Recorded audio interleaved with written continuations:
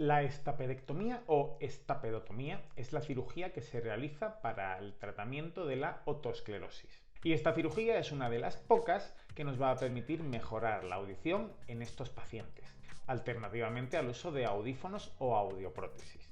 En este vídeo vamos a repasar juntos el consentimiento informado de la Sociedad Española de Otorrinolaringología sobre la cirugía de otoesclerosis, es decir, estapedectomía y estapedotomía. El objetivo de este vídeo es divulgativo, así que si tienes cualquier duda sobre esta cirugía, su indicación y si eres candidato a realizarla, te recomiendo que lo consultes con tu otorrinolaringólogo. Sin más dilación, vamos a por ello. Hablemos hoy de la estapedotomía o estapedectomía. Aquí delante tenemos el consentimiento informado, como hemos dicho, de estapedectomía o estapedotomía. Vamos a hablar de los riesgos, los pros y los contras y posibles complicaciones de esta cirugía. Si tienes interés en conocer si eres candidato a realizarla, te aconsejo que consultes con tu médico cirujano. Vamos a empezar. Este documento informativo pretende explicar de forma sencilla la intervención quirúrgica denominada estapedectomía o estapedotomía, así como los aspectos más importantes del periodo postoperatorio y las complicaciones más frecuentes que, como consecuencia de esta intervención, puedan aparecer. La estapedectomía y la estapedotomía son las técnicas quirúrgicas utilizadas generalmente para tratar la llamada otoesclerosis u otoespongiosis. Esta enfermedad se produce como consecuencia de la fijación y consecuente inmovilización de uno de los huesecillos del oído, el estribo, por lo que éste deja de transmitir el sonido, originándose así una sordera que en ocasiones se acompaña de ruidos, zumbidos y vértigos. Mira, en la otoesclerosis lo que va a ocurrir es, de alguna forma, por llamarlo así, una artrosis de los huesecillos del oído, más concretamente de ese huesecillo que es el último de la cadena, que sería el estribo. Como sabes, el sonido se transmite a través de esa cadena de huesecillos. Cuando el último se queda fijo, no es capaz de transmitir el sonido y por tanto va a disminuir la cantidad de movimiento que llega hasta la zona del oído interno. Y ese sería el origen de la disminución de la pérdida de audición. Aunque no es solo esto, a veces en ocasiones también se va a alterar el hueso del oído interno, es decir, del caracol, aunque ese es un tema distinto y lo podremos hablar más adelante en otro vídeo. Estas intervenciones consisten mediante visión microscópica, a veces hoy en día se puede hacer también con endoscopio, acceder al citado huesecillo, generalmente a través del conducto auditivo, extraerlo total o parcialmente y sustituirlo por una pequeña prótesis que posea la movilidad necesaria para transmitir de nuevo el sonido, recuperando así la audición. Pues como te decía, lo que hacemos es coger ese estribo, lo vamos a quitar y vamos a colocar en su lugar una pequeña prótesis que tiene un tamaño muy pequeñito que va a permitir de nuevo esa movilidad para transmitir el sonido desde el emisor hasta tu oído interno. En ocasiones, esta prótesis se debe apoyar en una pequeña membrana, un injerto que se obtiene generalmente del trago, pequeño cartílago situado delante del conducto auditivo externo, que sería este que tenemos aquí, justo esa zonita, o de una vena del brazo o la mano. La anestesia empleada puede ser local, asociada a una sedación o general. Fíjate, para colocar esta prótesis en su sitio hay que hacer una pequeña incisión o más bien un pequeño agujerito en la zona de la platina, que es lo que hay entre el estribo y el oído interno. Y ahí es donde vamos a encajar la prótesis. Dependiendo cuánto retiremos de esa platina, hará falta sustituirlo con algo de tejido. Y ese tejido blando, como te decía, podrá venir de la zona del trago y a veces, aunque hoy en día se hace algo menos, se puede coger un poquito de vena de esta zona de aquí para taparlo. Además, por supuesto, de colocar esa prótesis que será de otros materiales. Puede ser, por ejemplo, se utiliza mucho hoy en día un material que es el platino teflón. Esta cirugía se suele hacer bajo anestesia general o bajo anestesia local, dependiendo de lo que te diga tu cirujano y cómo esté más habituado a realizar esta técnica. Y como te decía al principio, se puede hacer con microscopio o con endoscopio, aunque no hay grandes cambios a nivel del posoperatorio ni de los riesgos. Cabe la posibilidad de que el cirujano tenga que utilizar materiales como Tissuecol, Spongostam, Gel Foam, Gelita, Gelfin o Surgicel. Bueno, todos estos materiales son materiales reabsorbibles que se pueden poner para mejorar la coagulación y la cicatrización del oído. Nos dice esponjas sintéticas y reabsorbibles que se utilizan en la coagulación y estabilización de las diferentes porciones del oído. También usaremos, como hemos dicho, prótesis que puedan sustituir a esos huesecillos del oído, de diverso diseño y distintos materiales. Y a veces se pueden utilizar otros materiales sintéticos como meninges artificiales, huesos iosilizados u otros materiales sintéticos. Esto es muy raro.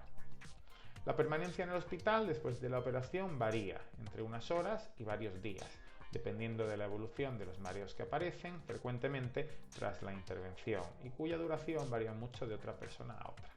Esta cirugía cada vez más se realiza de forma ambulatoria, es decir, uno se marcha a casa el mismo día después de la cirugía, pero no en todos los centros está protocolizado así, así que también lo tendrás que preguntar, por supuesto, a tu cirujano. Como nos dice aquí, una de las posibles complicaciones después de esta cirugía o uno de los posibles síntomas es la aparición de vértigo o mareo o inestabilidad, consecuencia de que en el oído interno, como ya sabes, no solo se encuentra el órgano de la audición, sino también el órgano del equilibrio. Y al toquetear ahí podemos producir a ese nivel una alteración. Es por eso que si aparecen estos síntomas después de la cirugía, en ocasiones hay que permanecer más tiempo ingresado hasta mejorar el control de esa sintomatología. Tras la operación, es frecuente que se note una pequeña alteración en el sabor de algunos alimentos que normalmente se recupera poco tiempo después. Esto es porque el nervio que da la sensibilidad gustativa de los 2/3 anteriores de la lengua se denomina nervio cuerda del tímpano, y ese nervio va a pasar a través del oído medio, muy cerquita de la zona del hueso que tenemos que cambiar. Por eso, al manipularlo, aunque se respete, esa sensibilidad gustativa o gustatoria de la lengua puede alterarse, sobre todo los primeros meses. Si es tu caso, dale tiempo y paciencia porque con el paso del tiempo suele mejorar. En el inmediato periodo posoperatorio, el paciente debe evitar la penetración de agua a nivel del oído operado. No debe viajar en avión durante al menos 3 semanas. Vale, son cosas que suelen ser muy frecuentes después de cualquier cirugía de oído. Evitar la entrada de agua para prevenir infecciones y evitar viajar en avión por los cambios de presión que pueden hacer que la prótesis se mueva. Si se suena la nariz, debe hacerlo con precaución, primero de un lado y luego del otro. Si el paciente estornuda, debe hacerlo con la boca abierta y sin taparse la nariz. Como bien sabes, la nariz se comunica con el oído a través de la trompa de Eustaquio, y un cambio de presión en la nariz, por ejemplo, al sonarnos, va a repercutir también en el oído. Por eso es importante que si tienes la necesidad de estornudar, lo hagas con la boca abierta y evites el sonado esos primeros días después de la cirugía. Por lo general, entre 10 y 20 días después de la cirugía, el paciente podrá reiniciar su actividad laboral normal, dependiendo de la actividad laboral. Si tenemos un entorno en el que es probable tener algún tipo de golpe en el oído o tener cambios de presión muy bruscos, en esos casos quizás tendremos que esperar un poco más, así como si trabajamos expuestos a ruidos muy intensos. Ahí también tendremos que esperar un poco más. En caso de no efectuar esta intervención, ¿qué va a ocurrir? Bueno, la otoesclerosis sigue avanzando con el paso de los años y si no operamos, la pérdida de audición empeorará con el paso del tiempo. La cirugía puede no detener la progresión de la pérdida, por eso que te comentaba al principio, que no solo es el huesecillo lo que se afecta, sino que también se afecta a veces esa cóclea porque pierde alguna de las propiedades que tiene el hueso. Sin embargo, cuando operamos una cirugía como esta, hacemos una estapedotomía o una estapedectomía, mejoramos la audición inmediatamente y de alguna forma conseguimos que este paciente tenga durante años una audición mucho mejor de la que tenía y retrasamos esa pérdida, aunque no podemos impedir esa alteración del hueso del oído. Beneficios esperables de la cirugía. Recuperación de la audición dependiendo de la afectación del oído interno.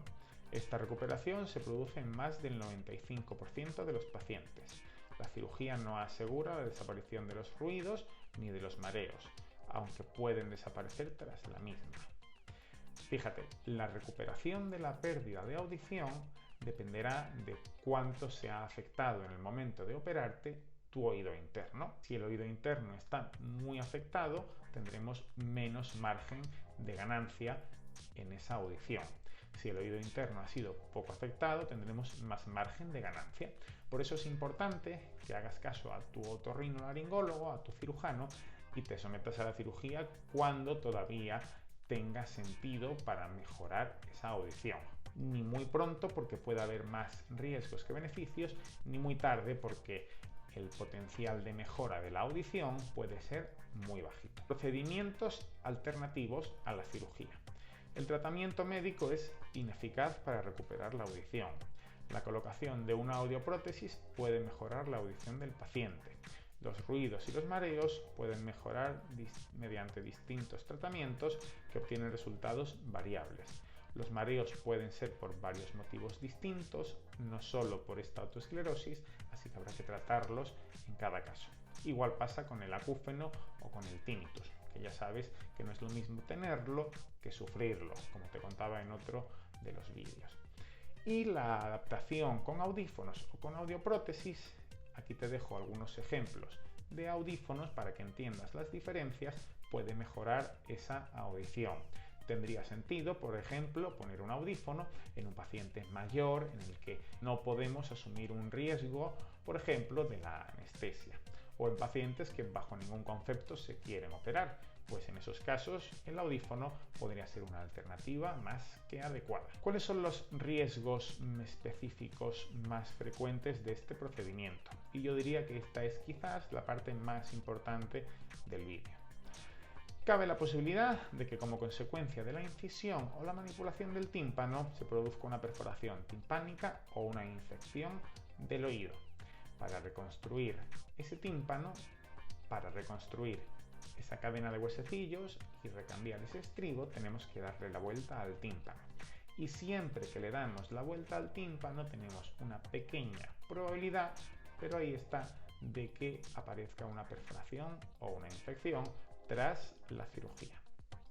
Ya hemos indicado la posibilidad de que aparezcan mareos que puedan prolongarse más allá de lo normal e incluso quedar como secuela. Es posible también que no se recupere la audición e incluso excepcionalmente que empeore la misma hasta el extremo de perderse completamente. Como quiera que se ha utilizado una pequeña prótesis para restablecer la audición, la movilización accidental o espontánea de la misma puede suponer la pérdida de la audición, aún mucho después de haber realizado la intervención quirúrgica, lo que exigiría una reintervención para la correcta recolocación de la misma. En un porcentaje pequeño de pacientes, la audición puede empeorar y quedar completamente perdida, lo que se denomina una cofosis o más habitualmente llamado una sordera.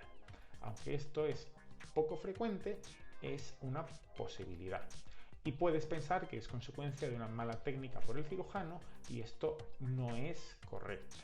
En un porcentaje de pacientes, al abrir ese oído interno para colocar la prótesis, el oído no aguanta ese cambio de presión y podemos tener esa pérdida completa de audición. Así que yo a los pacientes en consulta siempre les digo lo mismo. Esta cirugía tiene una probabilidad muy alta de mejorar tu audición, una probabilidad pequeña de que se mantenga igual y una probabilidad muy pequeña de que empeore completamente. Hay que conocer este riesgo y hay que asumirlo si estamos dispuestos a realizar dicha intervención. Como tenemos una prótesis, es decir, un mecanismo que se puede mover, si tenemos un golpe fuerte en el oído, un cambio brusco de presión, incluso pasado el tiempo, esa pequeña prótesis puede moverse y desplazarse y entonces volver a producir una pérdida de audición, aunque sea mucho tiempo después de la cirugía. En estos casos, una de las posibilidades es la reintervención, es decir, volver a operar para recolocar bien esa prótesis que se ha movido. En una segunda intervención, el riesgo de perder la audición siempre será mayor de lo que lo fue en la primera, así que hay menos posibilidades de mejorar la audición después de una segunda intervención, aunque sigue habiéndolas, por eso tu cirujano te lo tendrá que contar y explicar detalladamente. Pueden quedar como secuela acúfenos, ruidos en el oído, que pueden ser intensos, y esto también es consecuencia de alterar ese oído interno sobre el que vamos a actuar. En el interior del oído se encuentra el nervio facial, que es el nervio que moviliza los músculos de la cara. Su lesión accidental afectaría la motilidad de la cara, produciendo una parálisis facial, aunque es extremadamente rara. Como te digo, este nervio se encuentra en el oído medio, cerca del huesecillo estribo, y por eso una irritación puede producir una parálisis facial transitoria. Sería muy raro que esta cirugía dejara una parálisis facial permanente, pero se han descrito casos y tienes que conocer ese riesgo. En la proximidad del oído se encuentra el seno lateral y el golfo de la vena yugular, dos estructuras venosas que van a recoger todo ese drenaje venoso de parte del cráneo. Si su posición no es la normal, a veces se encuentra en otro sitio, podrían llegar a lesionarse, lo que originaría una hemorragia que podría imposibilitar la intervención. El cirujano en ese caso para y detiene esa cirugía.